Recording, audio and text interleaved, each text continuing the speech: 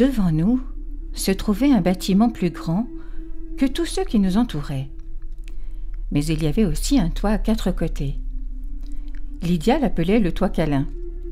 Il s'agissait probablement d'un bâtiment administratif ou quelque chose comme ça. Or, son toit était couvert d'une multitude de couleurs variées et superbes.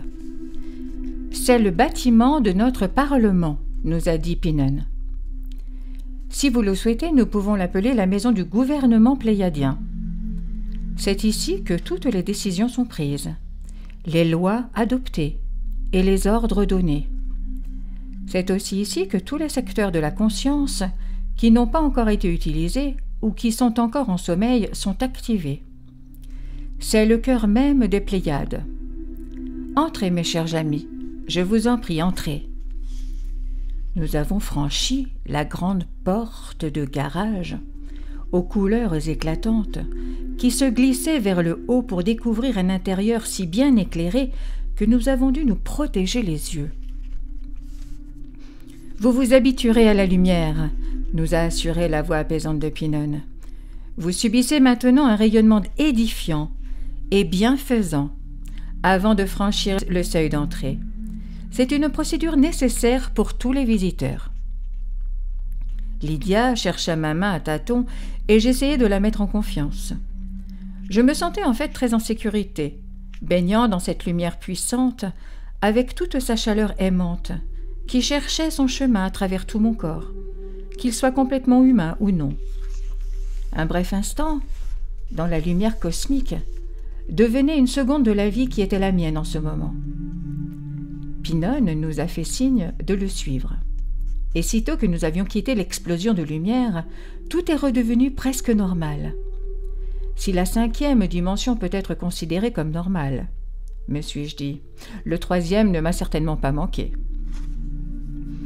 Les sols et les murs semblaient être faits de marbre dans des nuances de vert et de rose.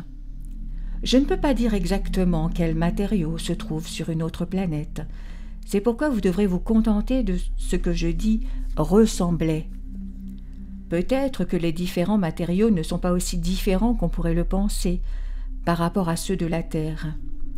Il est possible que toutes les planètes aient la même base géologique que notre planète. Jusqu'à présent, il n'a pas été possible de le prouver concrètement. Nous sommes entrés dans une pièce, vraisemblablement un bureau. Chaque mur était un écran d'ordinateur, affichant diverses images. Les occupants, tous assis à de petites tables très charmantes, appuyaient sur les boutons d'une étrange machine qui se trouvait sur chaque table. Je n'avais jamais vu quelque chose de semblable auparavant, car ils n'étaient ni vraiment des ordinateurs ni des téléviseurs. C'est la pièce dans laquelle se fait toute la communication avec les autres planètes, nous a informé notre guide. L'univers tout entier est à notre portée. Mais nous devons aller de l'avant. Comme je n'ai pas compris un iota de ce que j'ai vu, et apparemment Lydia non plus, nous n'avons pas hésité à lui obéir. Les photos sur les murs étaient en couleur, et certaines d'entre elles donnaient une impression étrange. Elles projetaient des espèces d'êtres inconnus qui ne ressemblaient pratiquement pas aux humains. Mais tous ceux qui étaient assis dans la pièce avaient l'air complètement humains. Les portes et les fenêtres semblaient être en verre, comme à la maison. Mais celui-ci n'était en revanche pas transparent. La ventilation était agréable de sorte que l'on ne se sentait pas enfermé.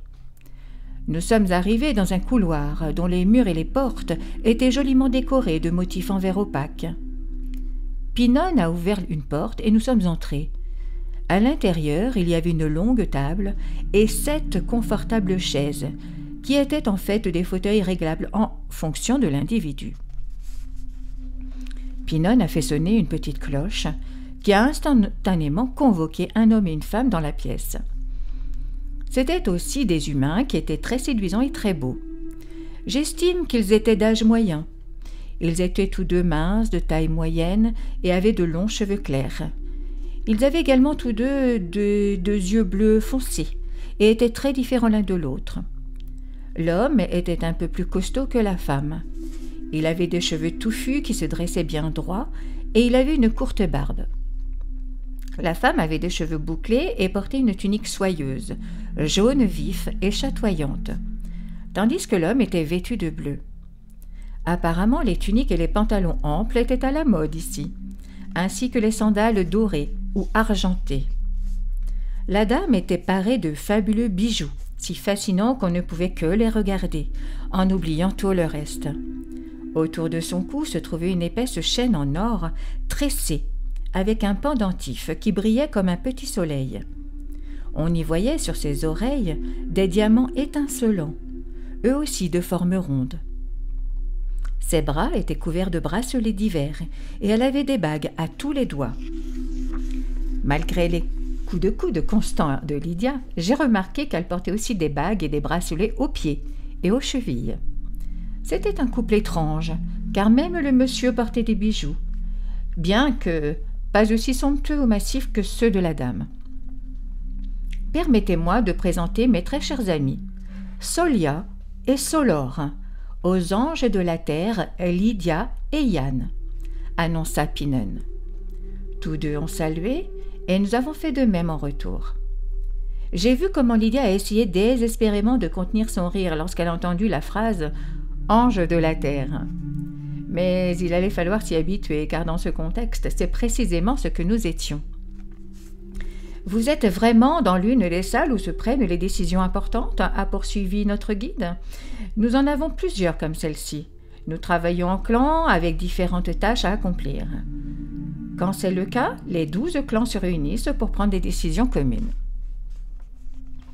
Cela semble simple, mais malheureusement en pratique c'est plutôt compliqué, nous a informé Solor. La Ligue stellaire pléiadienne est énorme, mais d'un autre côté, il n'y a jamais de complications une fois que nous avons réellement pris une décision. Dans la grande majorité des cas, nous sommes unanimes. Les hommes et les femmes travaillent ensemble et se respectent mutuellement, a ajouté Solia. Je sais que ce n'est pas le cas sur Terre. Cependant, elle est au bord d'une gigantesque métamorphose et nous espérons que les femmes et les hommes deviendront par la suite égaux et respecteront les différences de chacun. Nous sommes conscients que certaines différences existent entre les sexes, mais nous les compensons toujours des deux côtés. Les femmes sont aussi celles qui donnent la vie ici, n'est-ce pas ? s'est interrogée Lydia. Le sourire de la Pléiadienne était chaleureux et affectueux. Oui, bien sûr, mais nous nous aidons tous les uns les autres de toutes les manières possibles. Nous savons que le sexe est un passe-temps assez populaire sur Terre, mais il ne l'est pas du tout chez nous. Nous le considérons comme un acte parfaitement naturel entre deux individus qui s'aiment. Nous n'insistons pas autant que vous sur ce sujet. Nous l'honorons et le respectons, afin que l'homme et la femme, comme vous le dites, aient des rapports sexuels dans le but de produire une progéniture. Donc les couples ici restent mariés à vie ? se demanda Lydia. Solia hocha la tête. Bien que nous n'appelions pas cela un mariage, elle n'a pas pu s'empêcher de sourire, nous utilisons simplement le mot partenaire ou fiancé, ou parfois compagnon de vie. Aucune cérémonie n'est nécessaire. Si deux personnes découvrent qu'elles sont faites l'une pour l'autre, alors elles le savent et agissent en conséquence, et tout le monde le sait aussi. Le mot « pour la vie » peut être interprété de plusieurs façons. On ne passe pas d'un partenaire à l'autre. Si des problèmes surviennent, nous trouvons une solution. Il y a une solution pour tout, ce qui est négatif, car c'est une planète de lumière. « Piou !» s'exclama Lydia. « Si seulement ça pouvait fonctionner comme ça sur Terre. »« Ça le sera bientôt, » assura Pinon. « Nous sommes nombreux à travailler sur ce projet. De grandes choses sont sur le point de se produire. » Moi qui suis à la fois vieux jeu et libre penseur, je me sentais quelque peu ambivalent. Et je me suis empressé de changer de sujet.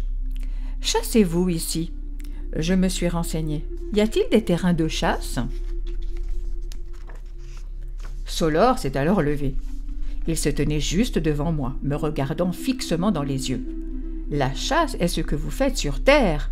grogna-t-il avec colère. « Nous ne mangeons ni viande ni poisson. Il y a assez de légumes et de fruits dans notre sol généreux pour nourrir toute la planète. Vous devriez y réfléchir. » En fait, je n'ai jamais chassé et je suis aussi végétarien quand je suis dans mon état physique. Sinon, dans ma forme angélique, je ne mange pas du tout, rétorquai-je d'un ton froid. « Désolé, marmonna Solor. Je vous ai pris pour des humains, mais oui, bien sûr, vous êtes des êtres spirituels qui sont venus étudier la vie ici. Je serais heureux de vous le dire. Vous avez déjà vu comment nous vivons, et peut-être comprenez-vous que nous existons comme les êtres humains sur Terre. Comme c'était sur la Terre, ai-je corrigé. Maintenant, c'est très différent là-bas. Extrêmement négatif. C'est la raison pour laquelle nous sommes ici. Pour en apprendre davantage afin d'enseigner aux humains, sur Terre, comment vivre de manière juste et appropriée. Vous avez des prisons ? Demanda Lydia. Y a-t-il des crimes commis ici ? Il n'y a pas seulement 7 étoiles, les 7 sœurs, comme on le croit. Sur Terre, répondit Solor. Les Pléiades en regroupent énormément. Mais le crime nous est inconnu. Des fautes peuvent se produire, mais dès que c'est le cas, nous nous efforçons de les rectifier instantanément. Les voleurs et les meurtriers n'existent pas ici. Ce genre de comportement adopté sur Terre est un concept inconcevable pour nous, bien que nous ayons un caractère si semblable. Punition. La ténacité de Lydia a fait que les 3 Pléiadiens se sont mis à rire. En ce qui concerne les sanctions sévères, qui sont extrêmement rares, le coupable est envoyé aux confins de notre planète et on lui ordonne d'effectuer divers travaux lourds et souvent dangereux. Par exemple, en tant que dynamiteur de roches, spéléologue ou personne qui travaille sous la surface de la mer, explique Solor. Mais nous avons naturellement aussi un certain nombre de jeunes turbulents qui, de leur propre gré, recherchent avec enthousiasme ces emplois pour l'aventure pure et simple. Tant que cela se fait dans un esprit positif, tout va pour le mieux. C'est la première chose qu'un enfant apprend. Tout observer avec des yeux heureux et grands ouverts et laisser parler le cœur. Naturellement, toutes nos planètes, qu'elles soient grandes ou petites, fonctionnent de la même manière. Donc si vous en avez vu une, vous les avez toutes vues, ajoute Pinon. Y a-t-il une autre chose que vous souhaitez particulièrement voir ? Oh oui, s'il vous plaît. Lydia est intervenue. Avant que je puisse ouvrir la bouche. J'aimerais voir vos écoles. Pinon approuva de la tête et nous avons fait nos adieux à Solor et Solia. La propre embarcation de Pinon se trouvait exactement à l'endroit où elle avait été laissée, ce qui était normal dans un endroit où il n'y avait pas de voleurs.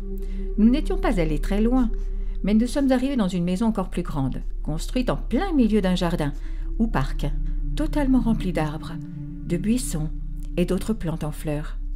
Le toit embrassait également ce bâtiment, et notre guide a ouvert le toit de garage, comme auparavant. Un bruit familier nous est parvenu à l'oreille, alors que nous entrions dans une salle similaire à celle du Parlement. C'était le bruit caractéristique des voix d'enfants. Pinon a ouvert une porte, et nous sommes entrés dans la salle de classe la plus étrange que je n'ai jamais vue.